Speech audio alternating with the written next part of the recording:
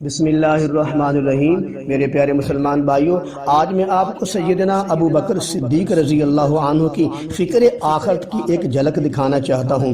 توجہ فرمائیں، نبی صلی اللہ علیہ وسلم کے یار غار اور یار مزار ابو بکر صدیق رضی اللہ عنہ کی شان کو پوری دنیا جانتی ہے، اور تمام امت کا اس بات پر اتفاق ہے کہ تمام انبیاء کے بعد ساری کائنات میں سب سے زیادہ شان والے ابو بکر صدیق رضی اللہ عنہ ہیں۔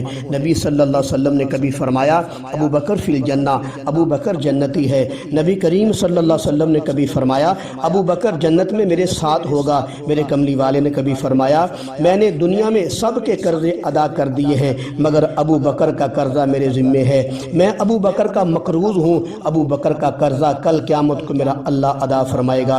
میرے کملی والے نے کبھی فرمایا میرے گنبد سے لے کر میرے منبر تک یہ جنت کا ٹکڑا ہے، ابو بکر رضی اللہ عنہ ابھی بھی اس جنت میں آرام فرما رہے ہیں۔ پھر نبی کریم صلی اللہ علیہ وسلم کے ساتھ آرام فرما رہے ہیں، جہاں روزانہ 70,000 فرشتے درود و سلام پڑھنے کے لیے حاضر ہوتے ہیں۔ اس کے باوجود فکر آخرت کا یہ عالم ہے۔ ابو بکر صدیق رضی اللہ عنہ کبھی فرماتے ہیں کاش میں درخت ہوتا، آخرت میں مجھ سے حساب نہ ہوتا۔ کبھی فرماتے کاش میں راستے کے کنارے کا درخت ہوتا، میرے پاس سے کوئی اونٹ گزرتا، وہ اپنے منہ سے مجھے چبا لیتا۔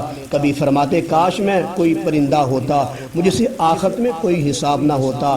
ابو بکر صدیق رضی اللہ تعالیٰ عنہ کبھی پرندوں کو چہچہاتے دیکھتے، پھر فرماتے اے پرندوں تم کو مبارک ہو، جہاں چاہو چگتے ہو، حشر میں تمہارا کوئی حساب نہیں ہوگا۔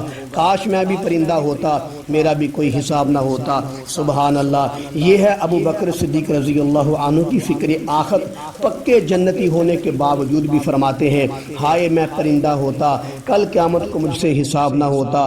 تو میرے عام مسلمان بھائیوں، میں اور آپ کس باغ کی مولی ہیں؟ اللہ تعالیٰ مجھے اور آپ کو آخرت کی تیاری کرنے کی توفیق نصیب فرمائے۔